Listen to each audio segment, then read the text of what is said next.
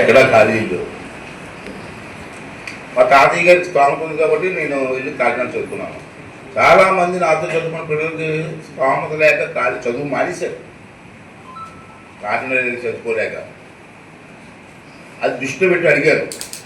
Degree కాలేజీలు, junior కాలేజీలు, polytech కాలేజీలు, ఐటీఐ కాలేజీలు, నర్సింగ్ కాలేజీలు, ఆఖరికి మాతారపాలెం ఇంజనీరింగ్ కాలేజ్ కూడా చంద్రబాబు నాయుడు ఇచ్చిందే. ప్రైవేట్ కాలేజ్ అవ్వచ్చు పర్మిషన్.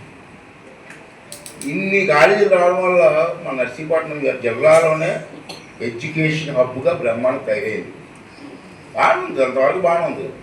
కాలేజీలో మినిమం సదుపాయాలు లేవు. నర్సీపట్నం మన టౌన్లో ఉంది, ప్రతి హై స్కూల్లో కూడా సదుపాయాలు ఉన్నాయి. మాకారపాలెంలో లేవు. అలాగే ఏలుగూడలో ఉంది, బ్రహ్మాండ సదుపాయాలు ఉన్నాయి. ఇప్పుడు అక్కడ ఉన్నాయి ఎందుకున్నా ఇక్కడ ఉన్నాయంటే అక్కడ ప్రజలు ఇన్వాల్వ్ అయ్యారు.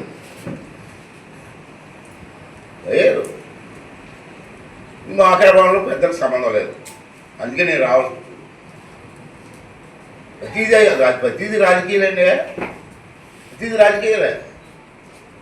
ఎలక్షన్లో వస్తే రాజకీయాలు చేసుకోవాలా. ఇలాంటి ఇన్స్టిట్యూషన్స్ వచ్చేప్పుడు అందరూ నాయకులు కూర్చొని ఈ కాలేజీని కాపాడుకోవాలా.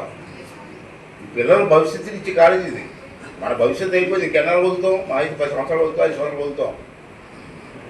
మా పిల్లల భవిష్యత్తు కాలేజీని కాపాడాల్సిన బాధ్యత ప్రజలకు లేదండి, నాయకులు లేదండి. ఎవరైనా పట్టించుకున్నాడండి? నేను 5 రోజుల క్రితం 10 రోజుల క్రితం తెలిసింది ఈ విషయం నాకు. మా నాయకులు కొంతమంది పేర్లు చెప్పకపోతే బాధపడతారు, మళ్ళీ పేర్లు చెప్పి బాధపడిపోతారు, మంచి ఎరిగేది బాధపడిపోతారు. పేరు చెప్పండి అడిగేది ఏంటి ఎలాగుందంటే తెలియదండి అంటే.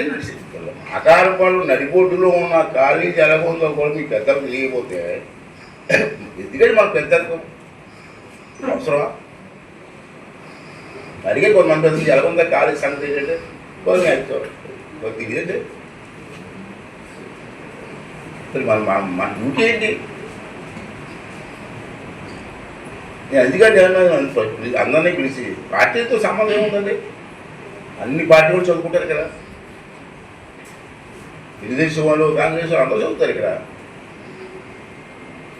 అటువంటి కాలేజీని మనం కాపాడుకోవాల్సిన అవసరం ఉందని చెప్పి చెప్పడానికి, చెప్పేవరకైనా బాధ్యత చేస్తారో చేయడం మీ ఇష్టం, చెప్పవలసిన బాధ్యత ఉంది. ఈ కాలేజీ విషయంలో మాత్రం అందరూ బాధ్యత తీసుకోవాల్సిన అవసరం ఉంది.